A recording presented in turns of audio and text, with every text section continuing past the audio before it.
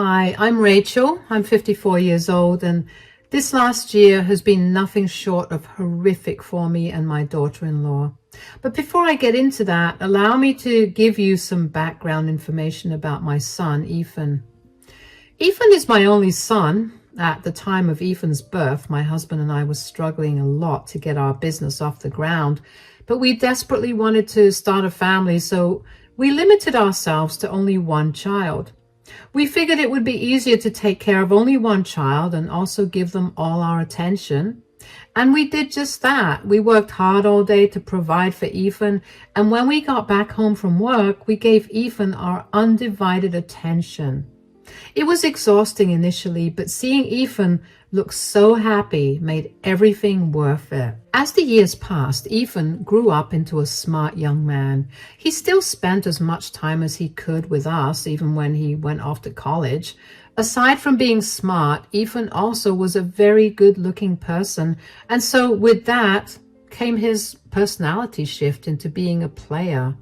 Now, my husband and I had no problem with whatever he did as long as he was staying safe and being rational about the decisions he was making. Ethan only had one long-term girlfriend who he dated in his junior year of university.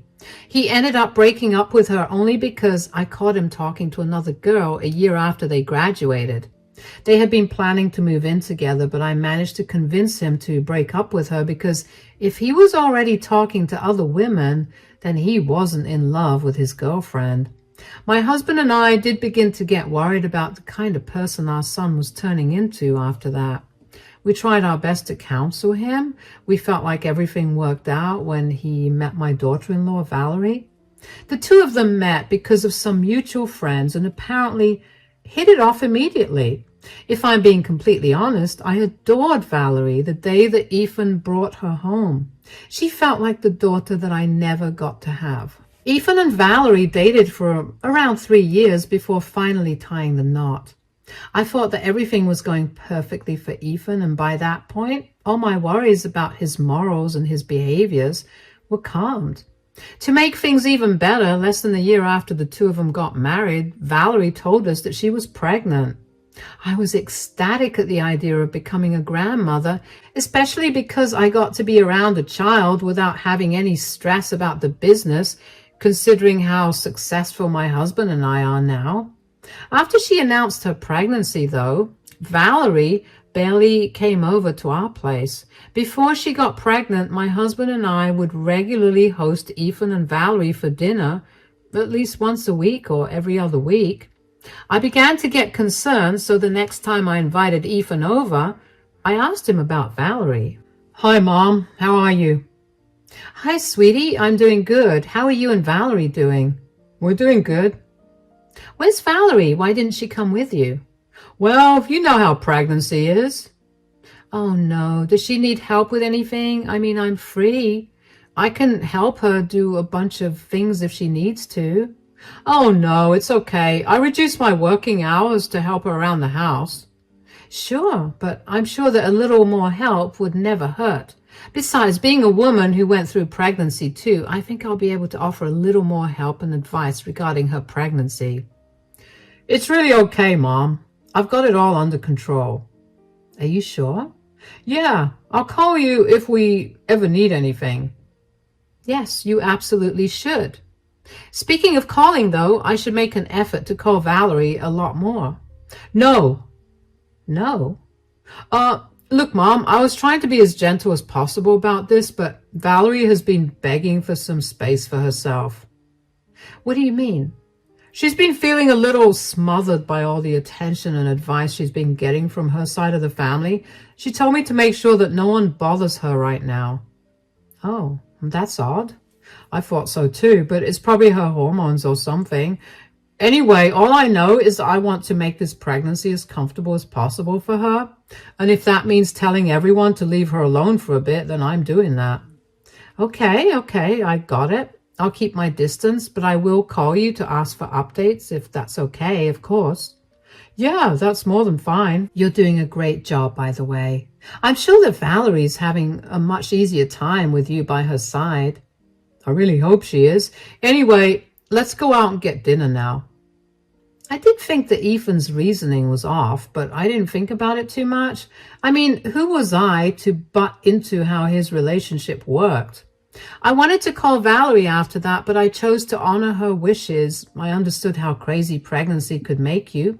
I mean, I was downright a monster when I was pregnant with Ethan. I figured that I would just wait for Valerie to call me whenever she wanted, and in the meantime, I could help Ethan with taking care of her whenever I could. Ethan rarely ever called me after that. He always seemed so busy. He had gotten a new job working for Valerie's dad, who was one of the most successful businessmen in our state. I was glad that Ethan's career was finally beginning to take off, especially with the baby on the way. Along with work, I also thought that Ethan was taking good care of Valerie, so I didn't bother him much either. With a lot less on my plate at that point, I was struggling to keep myself occupied throughout the day, so of course I began reconnecting with my old friends. After planning for a good few weeks, we finally agreed on a time for us to meet at the local cafe. When I got there, I initially was having a great time, but then my eyes wandered around the cafe, as they usually do, when I spotted a familiar head. Now, I know my son like the back of my hand, so even though I was only looking at the back of his head, I immediately knew it was him. Before I could get up to go greet him, I noticed who he was sitting with. He was sitting with another woman. She looked younger than him, and she seemed to have her toddler son by her side. I was curious as to who he was with, especially since Valerie had been struggling with her pregnancy, and I'd hoped that he was spending all his free time attending to her. I managed to leave the cafe without him noticing me. While doing so, I also managed to get a better look at him. I knew deep down in my heart that it was Ethan, but I just needed to confirm it with my eyes.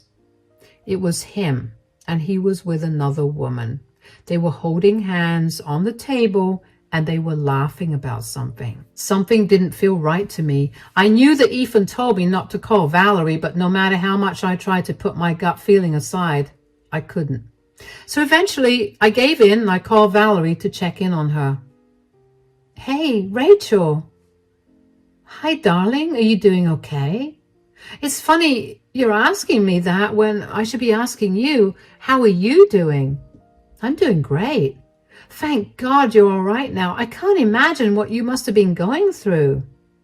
What are you talking about? You just suffered a stroke, right?"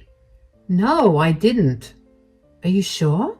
"Sweetie, I would remember if I suffered a life-threatening issue. But Ethan has been so sad and upset for weeks. He hasn't been home because he's been so busy taking care of you." "I haven't seen Ethan in weeks. I'm completely fine and healthy. I promise you that much." "Then where has he been going for so many days?" "Actually, that's what I'm calling you about. I was meeting my friend for some coffee this morning, and I happened to see Ethan sitting at one of the tables with a woman and a toddler." "But he told me that he was working today." "Oh no, he's been lying about way too many things." "Do you think he's cheating on you?" I don't know. I mean, I don't have any evidence against him. Was he really close with the woman? Did the child look like him at all?" "I don't know about him being really close to her, but they were holding hands on the table and were laughing. The child didn't look like him at all, at least from what I could tell. They weren't sitting in a place for me to comfortably make out many details." Why would he lie to me?" "Okay, sweetie, you need to listen to me. You cannot break right now. You have a child on the way and you need to stay strong. We're going to get to the bottom of this and you need to go through his things." "Isn't that an invasion of his privacy?" "None of that matters when your marriage is on the line. He's probably not going home for a while, right?" "No, I think he'll be home soon." "Well, whenever he next leaves the house to take care of me, go through his things and let me know if you find anything. No matter what you find, just know that I'll be by your side. I'm going to help you out, and I'm going to make sure that Ethan pays the price for anything wrong he does." Thank you so much, Rachel. I really owe you one. No, you deserve better, and I want to make sure you get it. Take care and keep me updated. I couldn't believe what I had heard. First of all, for Ethan to tell Valerie I had a stroke was beyond insane. I saw no reason for him to lie about something so dire. Unless, of course, he actually was cheating. I did not want to assume the worst of my son, but I didn't want to rule out the very real possibility of him doing something disgusting. I had hoped that after he married Valerie, his player, bad boy days would be out behind him, but after seeing him look so affectionate with another woman while his wife was pregnant back home, I couldn't help but doubt his actions. The more I entertained the idea of Ethan cheating on Valerie, the more upset I got about it. Valerie was pregnant, and this was not the best time for such life-shattering news to be given to her. But I also knew that I would feel beyond guilty if I hadn't spilled to her immediately. It was better that she go through the pain of it all before the child was born rather than after. I didn't try to call Valerie after that conversation because I didn't want Ethan to even accidentally find out that we were back in contact. I patiently waited for her call, even though it was eating me up alive to know more. Finally, she called me 2 days later. She seemed like she had been crying for a long time because she sounded very nasally and her throat sounded raw. Hey, Rachel, are you free? I hope I'm not bothering you. Oh my gosh, are you okay? Of course I'm free, and you could never be a bother. What's going on? Well, I looked through Ethan's phone and I found out so much. Oh no, what did you find out? I found him texting multiple women. Oh, sweetie.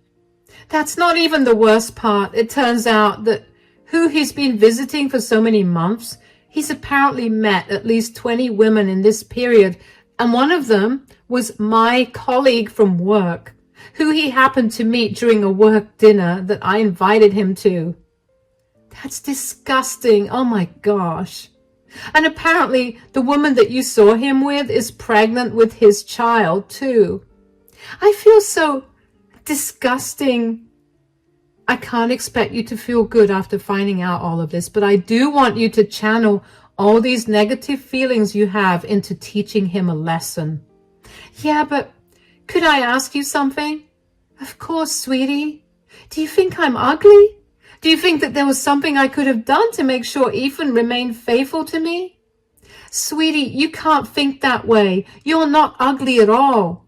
The first time I saw you, I genuinely thought that my son must have done something insane to pull you. You are not responsible for his actions. You don't have to fight to keep your husband faithful to you. That was his duty the second he vowed to be by your side forever. You're right. I guess my pregnant brain is making me feel like I did something wrong. And we can't let your pregnancy brain act right now. Right now, we're going to get even with Ethan for hurting you this way. Are you sure that you want to go against your son? No son of mine would ever lie to and cheat on his wife. This is me simply teaching him a much-deserved lesson. All right, let's do this. Shall I come over tomorrow whenever Ethan is out of the house again? Yes. Take care until then, and if you want to come stay here for the night, that would be okay too.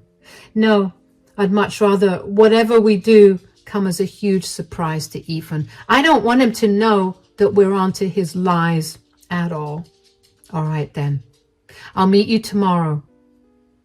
After the call was done, I didn't know how to feel, only because I had so many emotions swirling in me like a hurricane. I wanted to yell at Ethan for his disgusting behavior, but I also wanted to cry with Valerie for the love that she lost. One thing was for certain, though. I knew that at that moment, I no longer had a son. My husband, too, was very upset by what Ethan had done and called Valerie to apologize. Valerie was surprisingly very kind-hearted about it, and that only made me feel even angrier at Ethan. How could he have thrown away a 4-year relationship with the most kind, caring woman on the planet just like that, especially when she was pregnant with his child? I wanted nothing more than to call Ethan up and yell at him for being a jerk, but I knew better than to do that. If I did that, He would not learn any lesson. He would probably just move on and do the same thing to another woman. He needed to be equally hurt by this just so he would never repeat it. And I was all for hurting him in the worst way possible. After barely getting much sleep at night, I made my way over to Valerie's place the next morning. Valerie's eyes were red and puffy, and she looked like a mess. I hugged her tightly when I saw her and then asked her how she was holding up. "How are you holding up?" "Well, I've managed to stop crying, so that's where I am right now." "I'm really sorry for Ethan's behavior. I can't help but feel really bad that this is all happening to you. It's okay for you to feel bad about all of this, but you have nothing to apologize for." "You're right. I just sometimes wonder if Ethan's dad and I raised Ethan better." "That's a load of nonsense. You guys are wonderful people, and I'm sure you raised Ethan to be just like you. Ethan made his own decisions, and that is not a reflection of you two." "You're absolutely right, but still, let me help you figure out how to get back at Ethan." "I think I already have an idea." "Oh, let me hear it."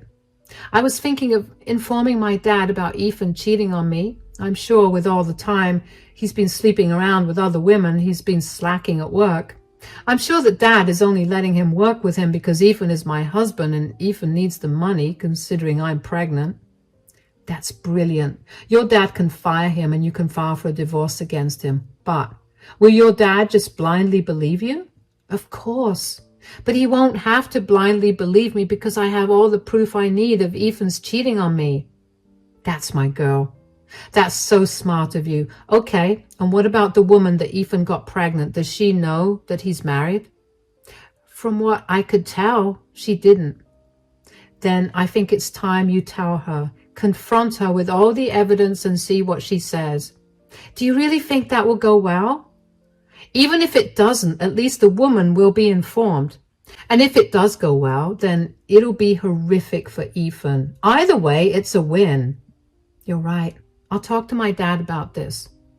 "Oh, and ask him if he could make it as embarrassing as possible for Ethan. And I also think that you should go a step further and expose Ethan to everyone in the family." "I'll help, of course. This will only make sure that no one will help him out." "Do you think that's overkill?" "No. He is not allowed to cheat on his wife, lie to her and me, and then get away with it. This is a harsh lesson he needs to learn." "All right, then. Thank you so much for helping me out. You have no idea how much this means to me." "Of course, you're like the daughter I never had, and I have to help you out in any way that I can. And if you need help with literally anything, feel free to reach out to me." "I definitely will." The events that unfolded after that were nothing short of amazing. Valerie talked to her about everything that had happened and even gave him proof of Ethan's infidelity. Needless to say, he was beyond enraged. Valerie was his only daughter and he was fiercely protective of her. So, of course, at her request, he fired Ethan in front of the entire office. He had apparently held a staff meeting for everyone where he then proceeded to lay into Ethan for his incompetence and his lack of loyalty. Ethan was red in the face from embarrassment and probably also anger, but he could not say anything against his father-in-law out of respect. The only reason I knew of any of this was because I got in touch with Valerie's dad and apologized to him for the way Ethan treated Valerie. He too assured me that I had nothing to apologize for and told me that I had done way more good for Valerie than Ethan ever had. My husband, Valerie's father, and I sat down after that and decided that if we wanted to take any further action to teach Ethan a lesson, we decided it would be best for Ethan to no longer live anywhere near us. Together, we pulled all the contacts we had so we could make sure that nobody would hire Ethan. With all of our reputations combined, that was a pretty easy task. Valerie also managed to reach out to Ethan's mistress, who was pregnant. She wasn't aware that Ethan was a married man and was very, very angry when she found out. She also apologized a ton and told Valerie that she'd end her relationship with Ethan immediately, and she did. She also told Valerie that she would be fighting for full custody of their child, and she urged Valerie to do the same. By this point, several days had passed since Ethan got fired. Valerie lied and told him that she was staying with her parents because she couldn't take care of herself all alone, which was kind of true considering how heavily pregnant she was. During the few days that she was away, she also filed for divorce. As soon as she got the divorce papers in hand, she rushed over to my place to ask me how to serve the papers to Ethan. However, Ethan also decided to show up at my house at that time. He saw Valerie's car in the driveway and practically stormed in through the front door in a rage. "What did you do?" "What on earth are you talking about? You manipulative snake! That is no way to talk to the mother of your child." "Oh, were you in on this too?" "In on what exactly?" "I don't have a job anymore." "Really? Did my dad finally fire you?" "Finally? You wanted him to fire me?" "Why would he want his cheating son-in-law to work with him?" "How did you even find out about that?" "I happened to see you sitting with the woman you recently impregnated at a cafe." After that, all it took was one phone call to Valerie for the truth to unravel. "So you two didn't think it was fair to approach me about it? You had to go and tell your dad, Valerie? And you had to get me fired for it? And Mom, did you not care that I would lose my livelihood?" "You are a disgrace to me and your dad. You deserve nothing less than this." "Do you even know how humiliated I was at today's staff meeting? Valerie, your father yelled at me in front of everyone and then told me to get out of the office and your lives." "Yeah, I have all your things packed. You can take them and go." "You know what? I don't regret cheating on you." "Of course you don't. You're a disgusting person, and we didn't expect anything more from you." "No, you don't understand. Valerie was an absolute nightmare to deal with the second she became pregnant.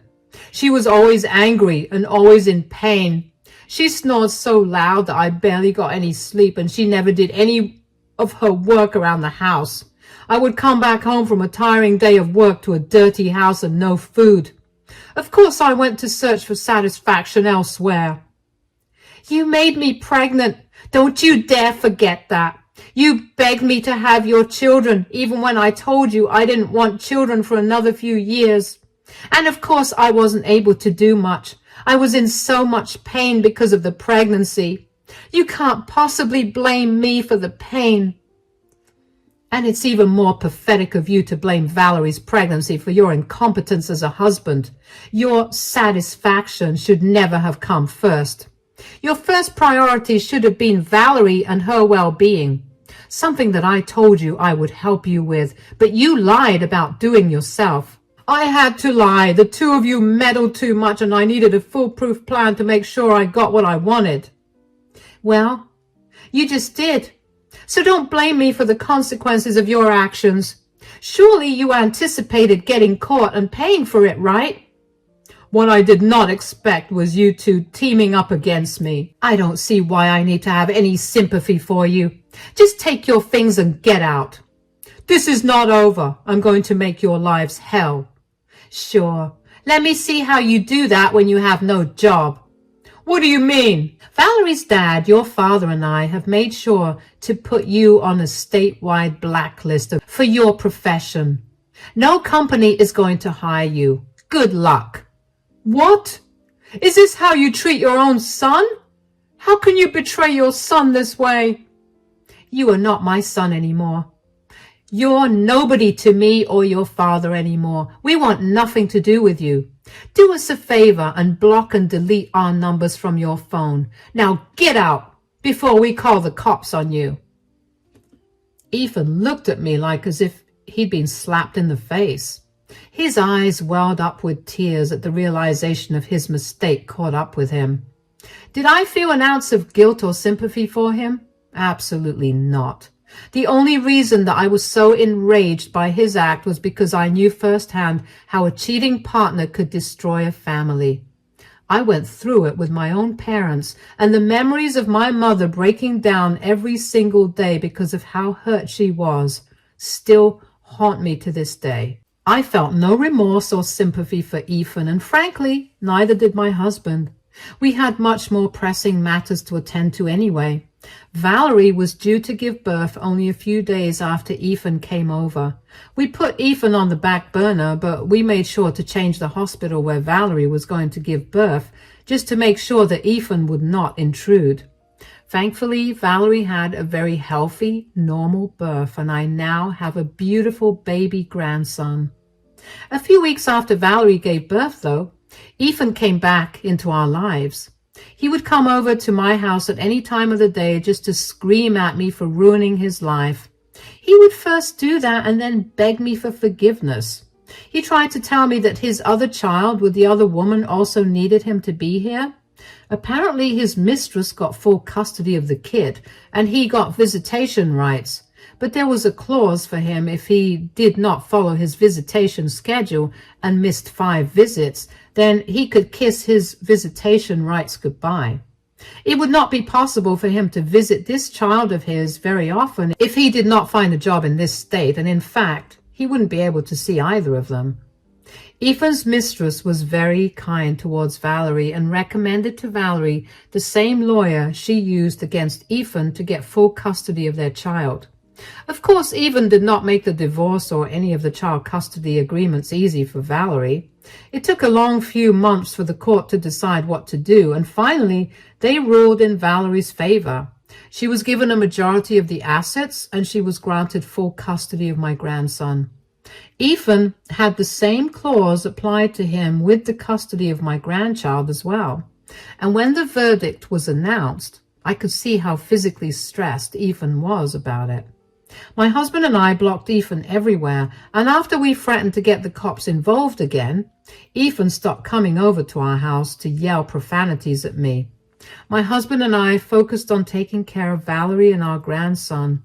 They were our #1 priority. We helped cover all the costs of divorce, and we've been supporting Valerie ever since she gave birth.